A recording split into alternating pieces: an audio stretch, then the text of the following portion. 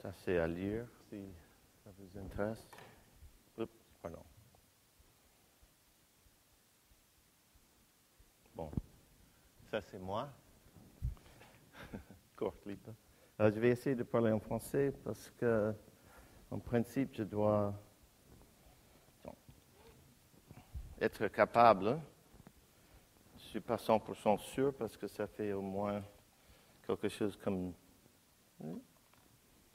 20 ans que je n'ai pas parlé en français, vraiment, sauf avec ma femme pour éviter que les enfants comprennent ce qu'on dit. Et maintenant, ils comprennent, donc je n'ai pas de nécessité d'utiliser le français. Bon, on passe à autre chose maintenant. En fait, je vais parler de choses complètement différentes. On était dans le macro, des idées assez élargies avec Peter, très intéressant. Et je vais sauter dans l'autre sens complètement et parler des choses qui ont à voir avec du son. Pas exactement comme Miller, mais bon, ça serait assez micro dans un certain sens. Je vais parler de son spectral et des manipulations de choses dans le domaine de la FFT, le transform de Fourier. La première chose, c'est juste de voir cette petite interface merdique qui n'arrive pas exactement sur l'écran. Ah oui, ça marche ici mieux. Je vais parler de filtrage, délai avec un retour et aussi spatialisation de son avec FFT ou Fast Fourier Transform et les possibilités avec ça et aussi un tout petit peu de l'idée d'analyse synthèse et les possibilités de changer le spectre d'une sonde dans ce domaine-là. OK. La première chose à dire, c'est que si on prend un son, je vais voir si on fait un test, Xavier, un son, en principe. Ouais. Je vais mettre ça un peu plus haut. Ah, j'ai deux sons. Ça, c'est un sinusoïde. Et ça, c'est juste un spectrogramme de ça. Donc, tout le monde comprend ça, je suppose. L'idée que ça, c'est la fréquence, commencer à 0 jusqu'à quelque chose comme 20 000 Hz ou quelque chose comme ça. Avec un sinusoïde, on a une très simple reproduction de cette son. Si on revient à cette... Donc, ça, c'est un son de cymbale. Et je vais essayer de traiter ça, expliquer un tout petit peu le traitement. La première chose à faire, c'est juste un filtrage complètement aléatoire.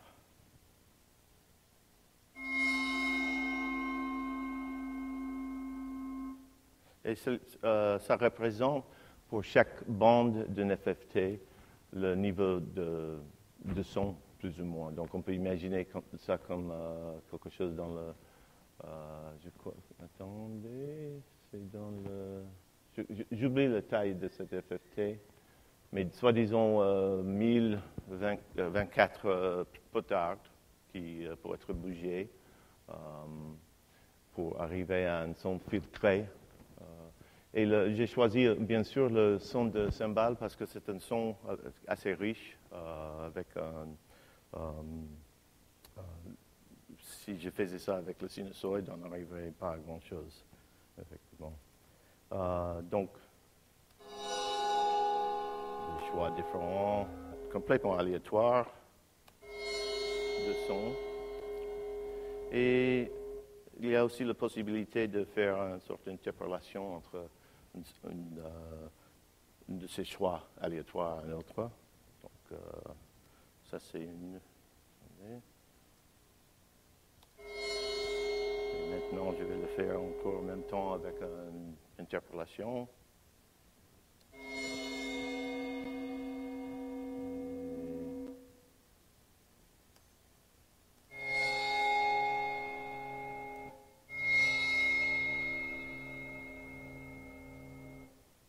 Et ici, je mets quelque chose qui boucle assez rapidement.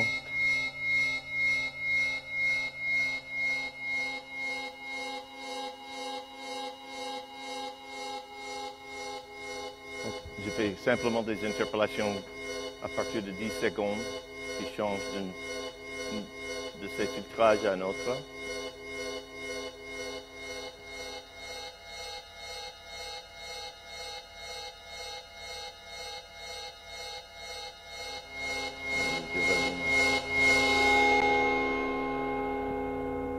Donc je pense que ça c'est assez clair au niveau de filtrage, qui est très simple d'ailleurs, surtout avec la sortie d'un FFT juste pour multiplier les sorties par une valeur pour les ouvrir, c'est-à-dire les laisser passer ou pas.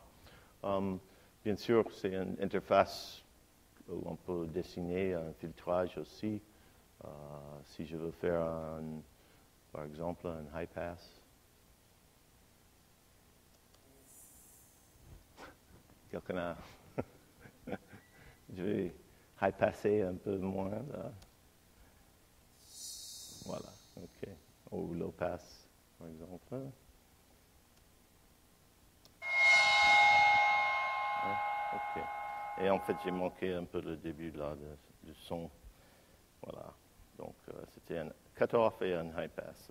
Low pass. OK. Je vais passer à autre chose. C'est la spatialisation qui est...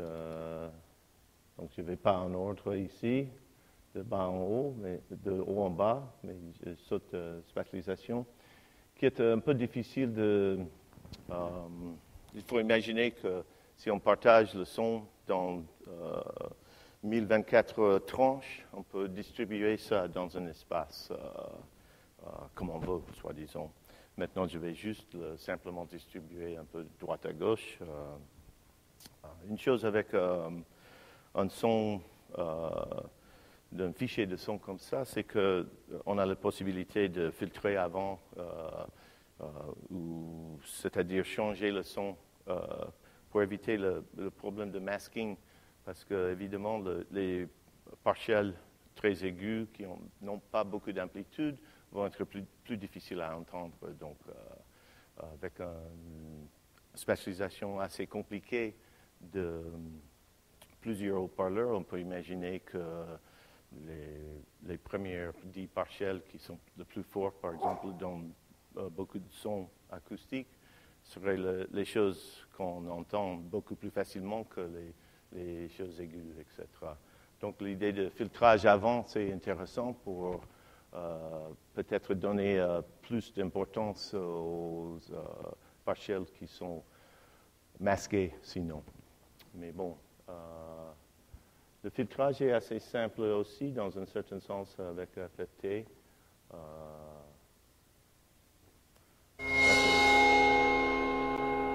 Sans filtrer la chose. Pardon, je vais juste mettre ça. Voilà. Okay. Et si je fais quelque chose comme quoi? Ah, je suis là. J'essaie de dessiner là, ça ne marche pas. Ça, c'est tous les sons sont mis au milieu. Si je mets tous à gauche, par exemple, peut-être que ça serait à droite, on va voir.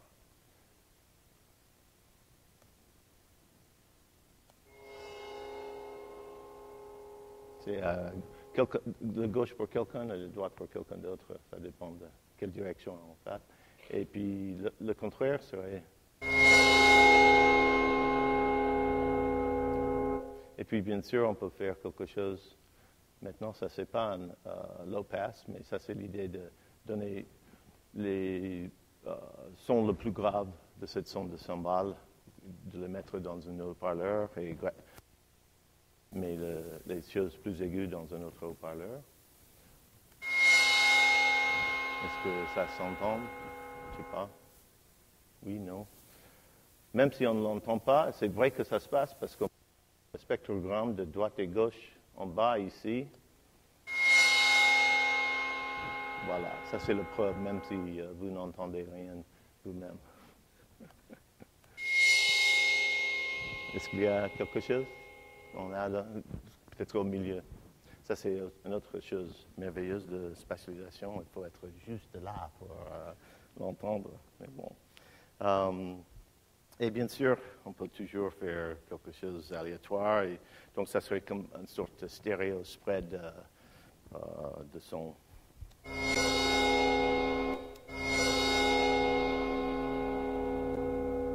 Ça, c'est une de ces stéréo spread. Je vais faire plusieurs. À mon avis, ça ne serait pas quelque chose qu'on peut remarquer une différence entre les deux, mais peut-être oui.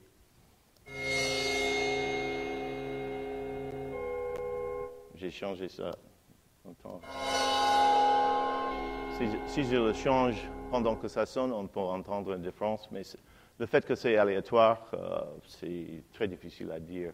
Mais bien sûr, on peut même faire quelque chose comme ça et mettre juste une partie du son qui n'est pas le plus important ni le moins important ailleurs.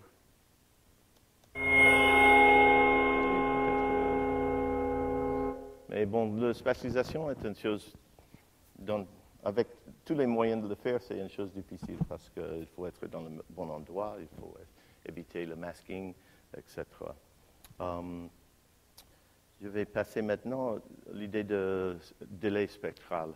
Et c'est le même fonctionnement de FFT où on le tranche, on a des tranches de 1024 ou quelque chose. Je dis 1024 parce que j'imagine que ça c'est la taille de cette FFT, je ne me souviens pas. Et on peut faire un délai d'une partie d'un son en comparaison avec une autre partie. Donc, soi-disant décomposé dans le temps, un spectre. Je vais juste mettre ça. Et par exemple, ce fichier de son de cymbales dure à peu près 4 secondes. Donc, pour imaginer que là, je vais dessiner quelque chose qui se passe dans 4 secondes, donc dans cet axe-là. Donc, des choses ici seraient à 4 secondes de délai en comparaison avec ces choses-là qui commencent avec un délai de 0. Donc, on peut faire quelque chose où, par exemple,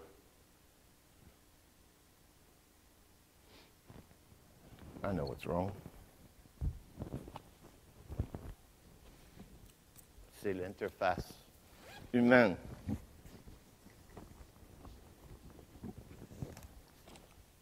Qui ne marche pas très bien. Voilà.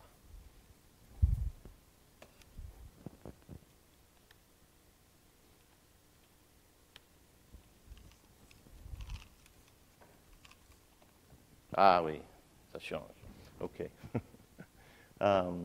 Donc, là, on va écouter cette délai-là qui, je prévois, serait un délai de 4 secondes pour les choses les plus graves de cette son. Et les choses les plus aiguës vont commencer tout de suite. Et je vais faire un peu comme ça.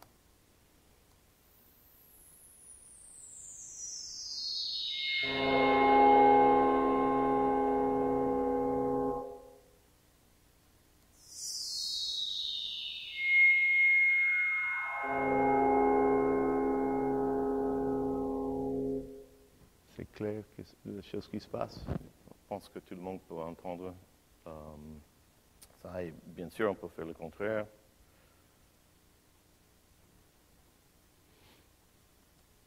Donc, une sorte d'arpège qui en fait d'un son qui, oui, on le tire, on le déchire dans un certain sens, mais c'est reconstitué dans le temps. Je ne sais pas le mot, en fait. Et bien sûr, on peut faire des choses